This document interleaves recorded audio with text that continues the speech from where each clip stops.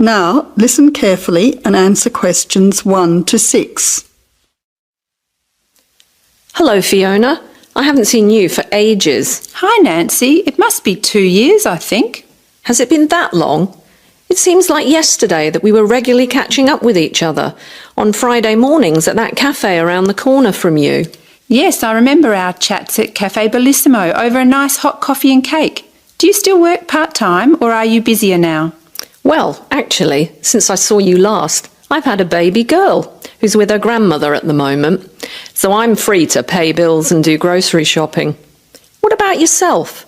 What are you up to these days? Well, actually, I've started my own business, so I'm pretty busy.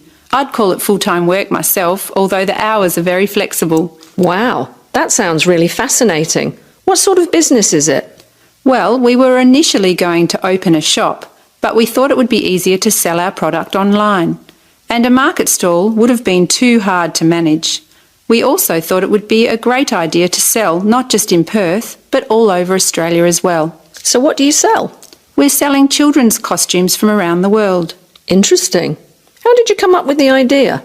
As you know, Perth is such a multicultural society. At my children's school, there are so many immigrant children. Many of the families find it difficult to get traditional things from their culture, including clothes for special celebrations. With our extensive business travelling over the years, we have made numerous contacts in many countries. You now have 20 seconds to look at questions 7 to 10.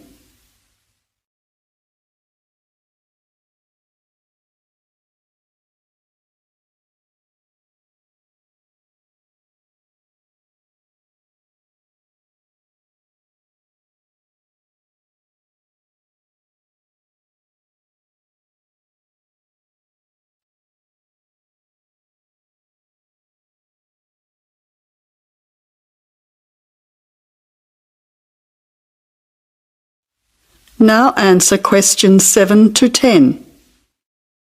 So how many countries' costumes do you sell? At the moment, I have a good range of countries. I have access to 10 from Africa and similarly from Asia with 10 nationalities. I have slightly more from the Americas with 13 and more again from Europe with 25. Unfortunately, I only have 6 for the Pacific region, but I'm expanding all the time. When do you find time to run your business? Well, that's the problem at the moment. I have so many things to organise, but I don't have enough time to do everything. Do you see an accountant or do you do your tax yourself? I get all of my receipts and expenses together, but then I go to an accountant who fills in my tax return as it takes me too much time. What about your website? You said that your company's growing all the time. Yes, it's true that my website continually needs to be updated, but it only takes me a short time each week to do it. So that is one area I can manage myself. Do you advertise your business anywhere? Where do your customers come from? It's interesting you should ask. Most of my business is word of mouth, but I do hand out a lot of business cards. I get them done by the local printer, although I must admit that they are rather plain. I need to add a little colour when I get time to redesign them in the future. Well, it's been great catching up with you and finding out all about your business. I'm very interested in looking at your website when I get home. Here's my business card so that you can email me for our next get-together. Don't bother about a babysitter next time. Bring your daughter with you, as I'd love to meet her. That sounds like a great idea. See you soon. Goodbye. That is the end of section 1. You now have half a minute to check your answers.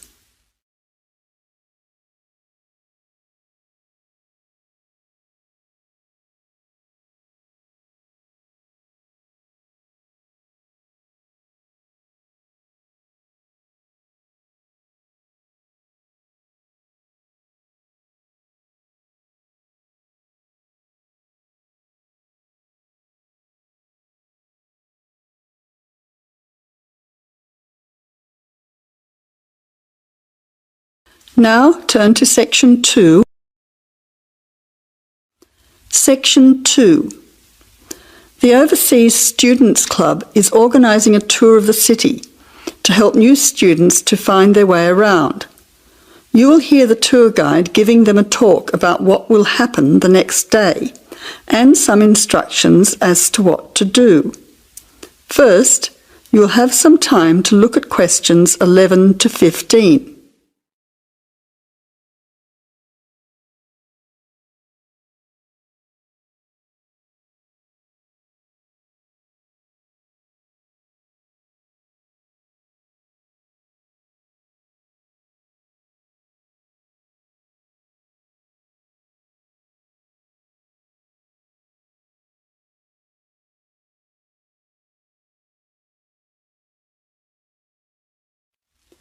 Now listen carefully to the first part of the talk and answer questions 11 to 15.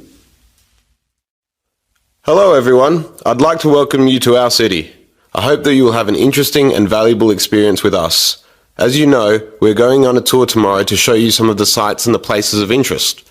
So I would like to give you some instructions and some information to prepare you for tomorrow. It is important that we all meet at the same place at the same time. You should all be able to get into the centre of the city by train or bus from your homestay. We want to start our tour at 10 a.m, so you'll have to make sure that you leave home around 9:15 in time to arrive for us to start the tour at 10.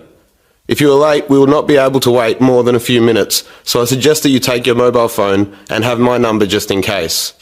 My number is 0482 557369. I will just repeat that so you can get it. 0482 557369. You can see Ms. Parker after the talk if you do not have her number, and she will be happy to provide it. It's good to have both our numbers just in case. Oh, and another thing, it is better to buy a one-way ticket because the tour will last for 3 hours and a return ticket lasts only for 2 hours. Now you have some time to look at questions 16 to 20.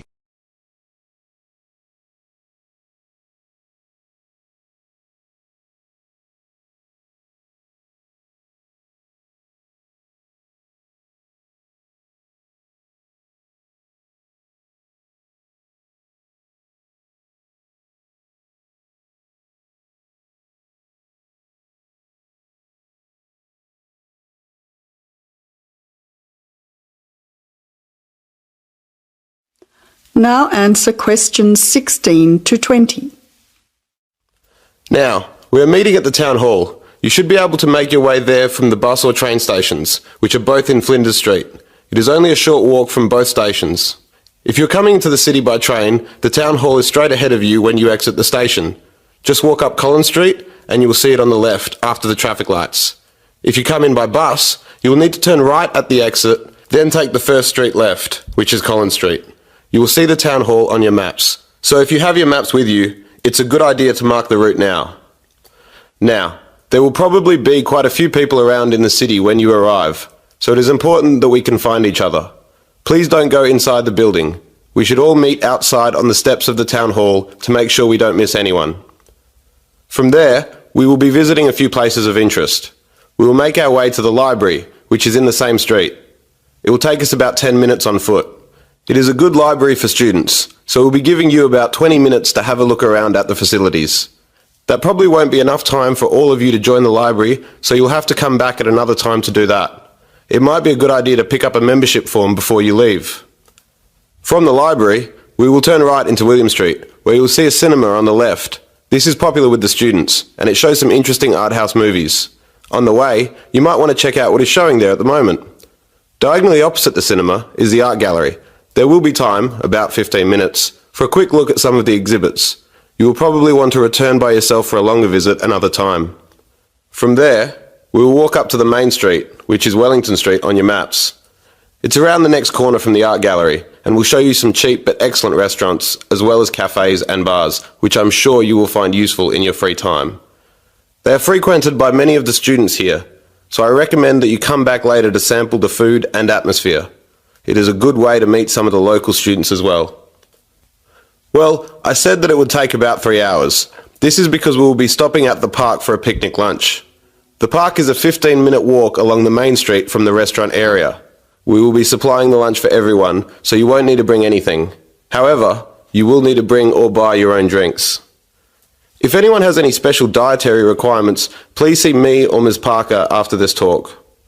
Oh, and please make sure that you wear some comfortable clothes. Sensible walking shoes are advisable, as you will be doing quite a lot of walking. It is also a good idea to bring some sunscreen and a hat, as the sun can be quite strong at this time of the year. Finally, although the tour is free, you might want to bring some extra money with you for drinks or souvenirs. Well, I hope you all enjoy the tour and get to know each other. I'm sure we'll have a great day. Now, anyone who needs to see me? That is the end of section 2. You now have half a minute to check your answers.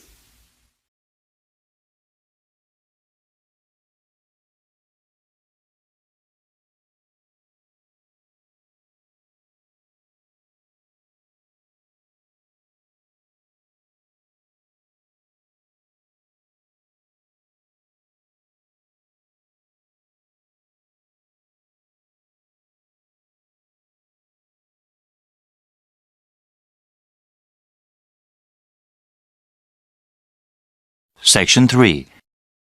You will hear a conversation between a student, Kayana, and a professor about an assignment. First, you have some time to look at questions 21 to 27.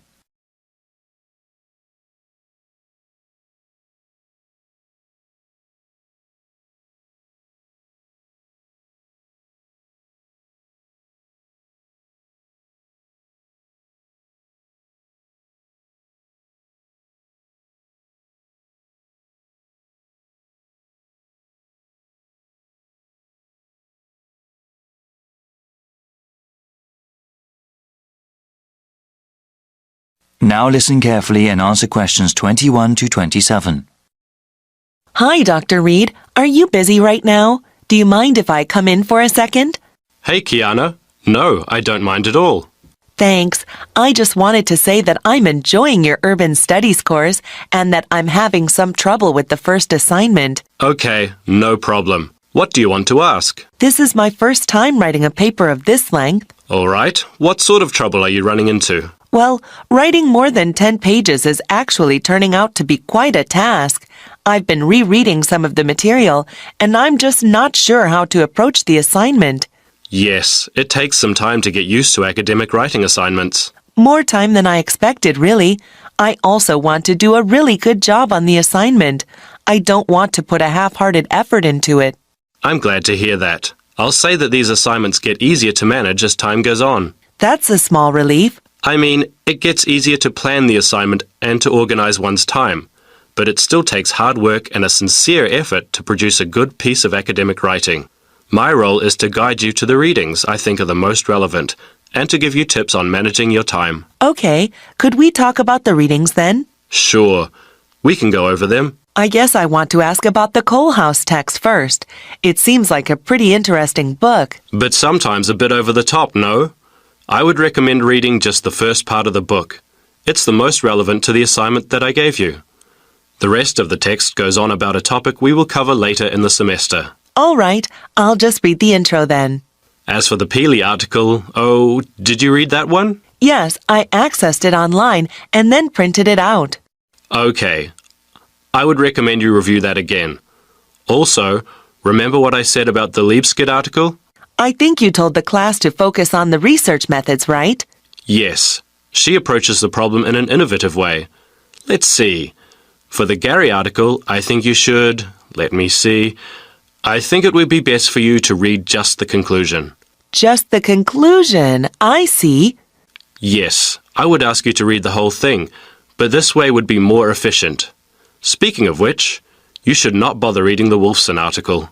Yeah, it didn't seem particularly relevant to the topic. Let's see. Any other reading you wanted to talk about? Let me see. Yes, the Cudler article. What do you think of that one? Ah, yes. How could I forget? That one is pretty central to the topic. I really think you must go over it again. Before you hear the rest of the conversation, you have some time to look at questions 28 to 30.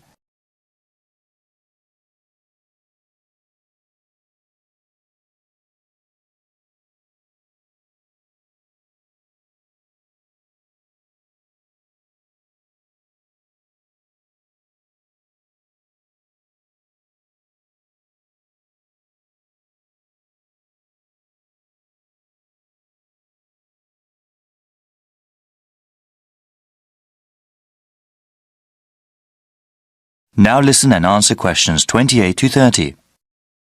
All right. Is there anything else you wanted to ask about? Yes, I wanted to ask about the line graph that you provided. It seems that the legend identifying the different parts is not there.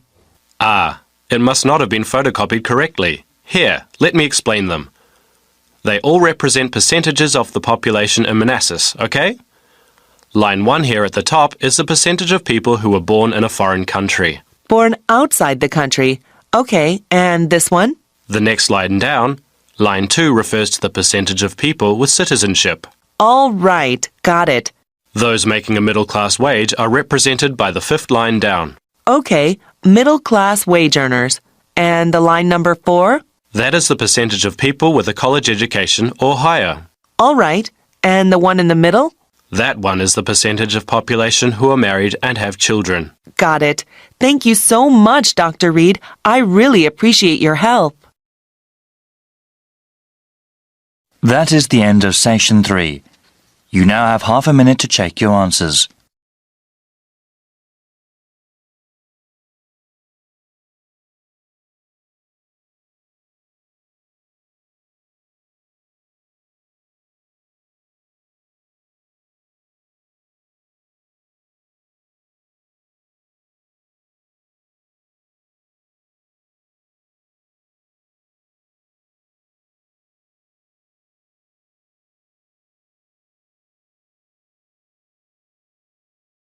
Section 4. You'll hear a talk on the subject of green buildings and skyscrapers. Now you have some time to look at questions 31 to 36.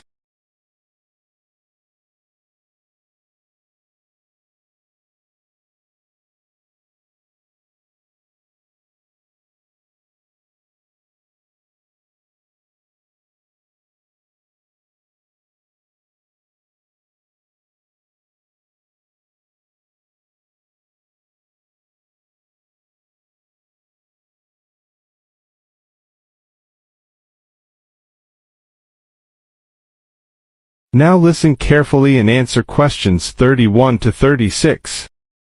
Good morning, everyone. Today I am here to talk about the construction of green buildings. Given the current state of the global environment, new types of architecture, design and construction techniques are absolutely necessary. My brief lecture today will cover two topics: what qualifies a building to receive a green certification, and also how widespread such sustainable buildings currently are. There is a growing demand for so-called green buildings. Government agencies and corporations around the world understand that sustainable workplaces are quite cost-effective in the long run. Though initial outlays for construction are usually more expensive, the savings in maintenance and energy costs make up for it. Here at the Ministry of Environmental Stewardship, we have created a detailed set of requirements that a building must pass in order to be certified as green.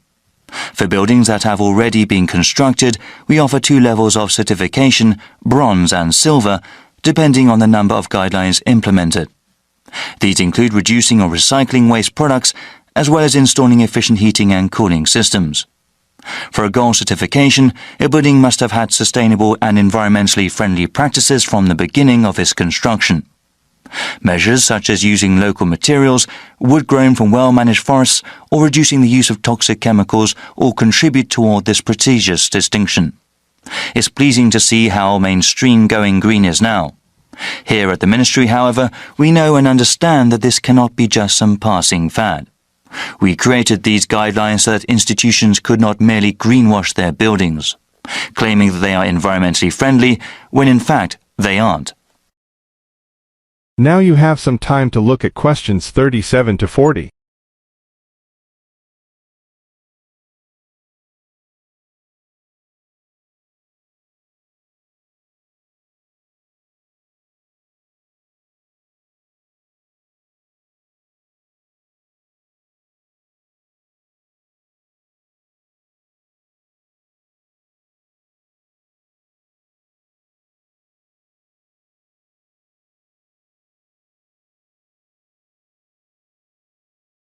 Now listen carefully and answer questions 37 to 40. I would now like to talk about some buildings that have received these special certifications. In the 60s, there was a great number of public housing projects built. Over the years, many of them have fallen into gross disrepair. As part of an urban revitalisation project, construction companies have consulted with ministry experts to make those council estates a greener and healthier place to live. At Cabrini Fields, lead pipes and lead paint were removed, improving the health of children living there. A system of rooftop and community gardens also helped residents to support themselves. It was one of the first buildings we awarded a bronze certification to. One building with a silver certification is the Mylop Jewett Tower, built over a century ago and located in the downtown area. The insides of the building were completely scooped out, allowing the construction company to implement innovative new ways of saving energy. The utility bill of the entire building is now 40% down, only 60% of its previous level, despite rising energy costs. Lastly, I would like to talk about the latest building to receive a gold certification from the ministry. Arcadia Arbours is a really great example of green engineering and construction. From the very beginning, the project heads made a really unique plan and held to it. Many of the ministry's guidelines were followed, and we even got ideas for other ways to make buildings sustainable. The centerpiece of this skyscraper is a multi-story hanging garden that serves both an aesthetic and practical purpose. That is the end of section 4. You now have half a minute to check your answers.